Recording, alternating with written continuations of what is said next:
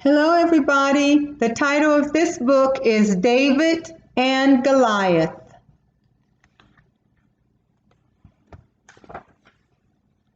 Once, long ago, there lived a great giant named Goliath. Goliath of Gath was what he was sometimes called, for Gath was the name of the town where he was born.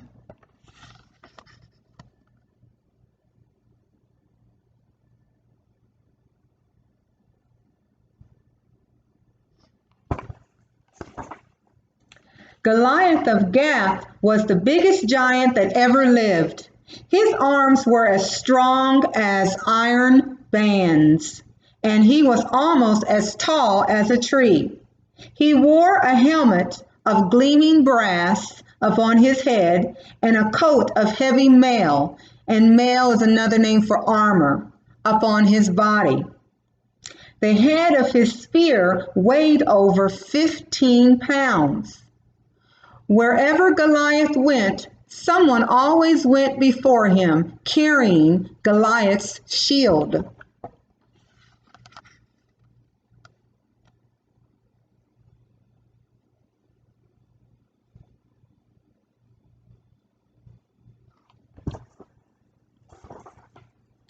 The Philistines, who did not believe in God, had set up a camp high on a mountaintop. There were many great warriors in the Philistine camp, but the greatest of all was their champion, Goliath of Gath. Down in the valley, the Israelites had set up their camp. The Israelites did believe in God, and they were willing to defend their belief, even though the Philistine warriors were much bigger and stronger.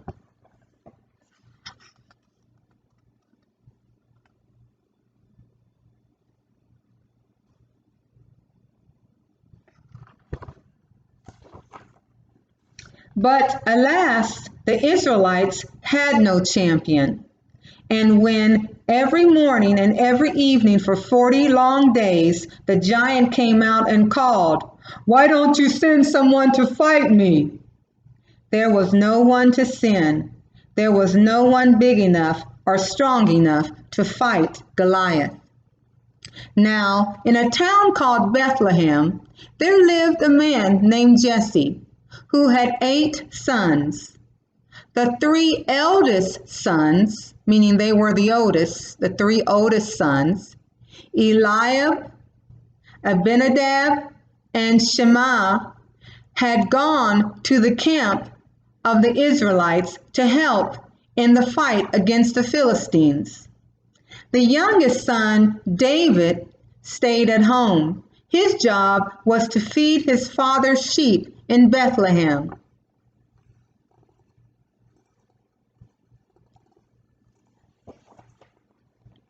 One day, let me show you the picture. I forgot to show you the picture.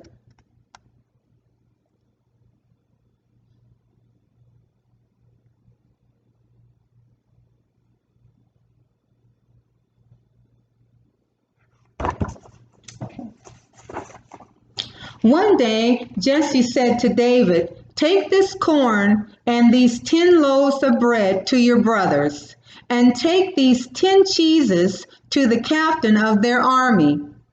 See how your brothers are, and bring me news of the battle." David got up early the next morning. He left the sheep with the keeper. He took the corn, the 10 loaves of bread, and the 10 cheeses, and went to the Israelite camp, as his father Jesse had asked him to do.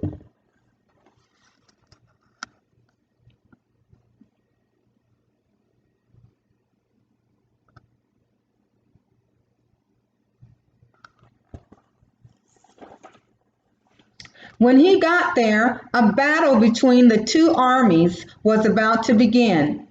Quickly, David ran to where the warriors were lined up, ready for battle. He saw his brothers and greeted them. Just then, the giant Goliath came out again. "Choose a man to fight me," he shouted.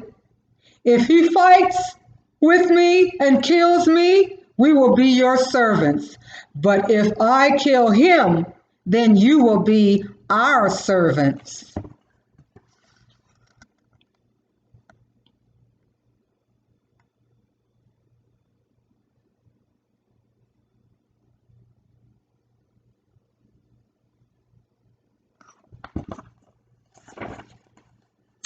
The Israelite warriors were afraid, for they had no champion to fight Goliath for them.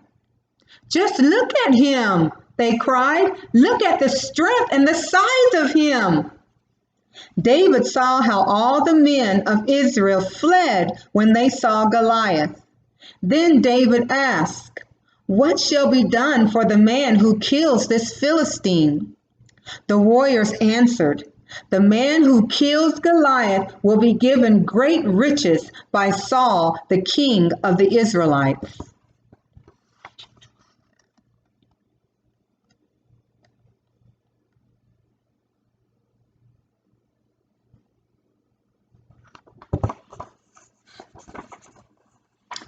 David's oldest brother, Eliab, was angry at David's question. "Why did you come here?" he asked David. "Are the sheep alone in the wilderness? You are being naughty. You came here just to watch the battle." He glared at David. Abinadab and Shammah were angry at David too. David paid no attention to his brothers. He kept on asking questions about the giant Goliath. At last, King Saul heard about David. "Bring the boy to me," said the king.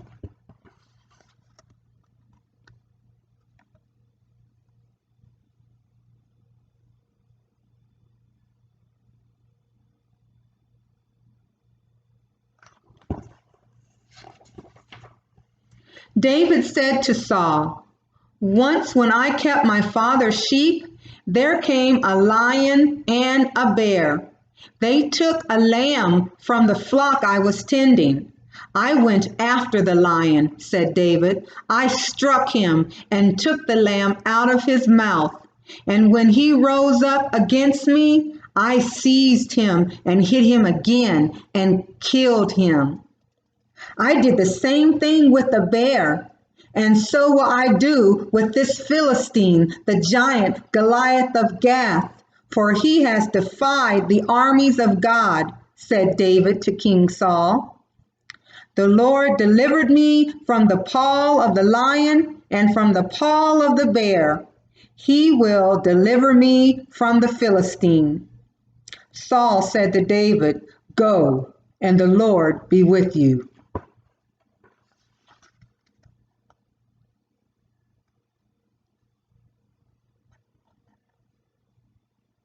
See the lion there?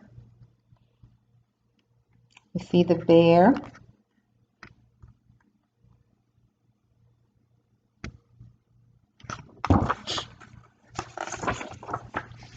Saul put his own kingly armor on David.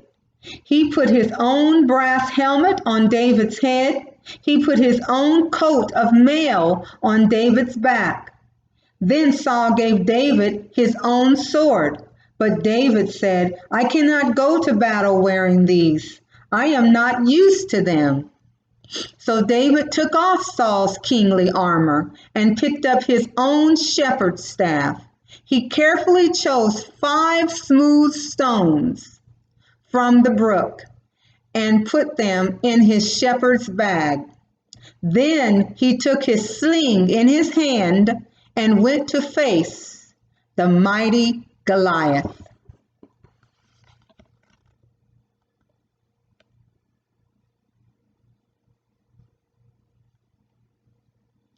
See the sling in his hand there?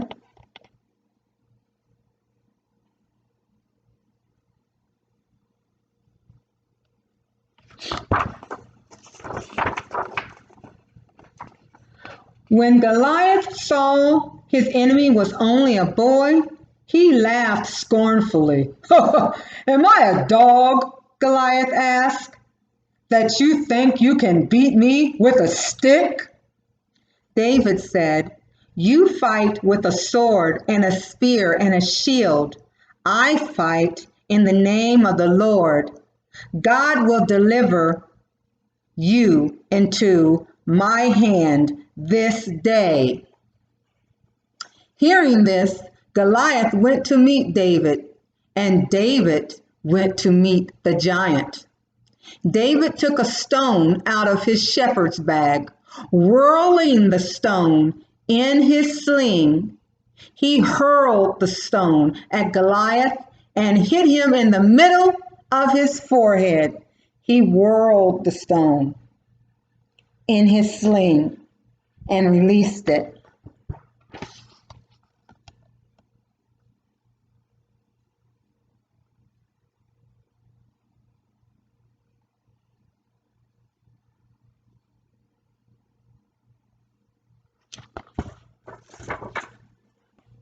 The great giant fell dead, face down on the ground. The frightened Philistine army turned and fled in panic. They ran away. So long ago, the shepherd boy David killed the great Goliath with a sling and a stone and a mighty belief in God. The end.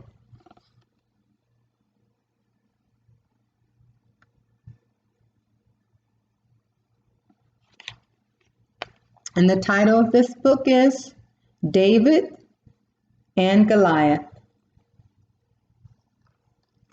I want to read something else to you. Your mom calls you from the other room, and you say, "Yes, Mom." You answer, "Have you walked the dog yet?" And you sigh, "No. He needs to be walked." Chores, yuck. Young David had chores too. You know, many people know him as a great king, or as the brave Israelite who killed the giant Goliath. Yeah, he was both.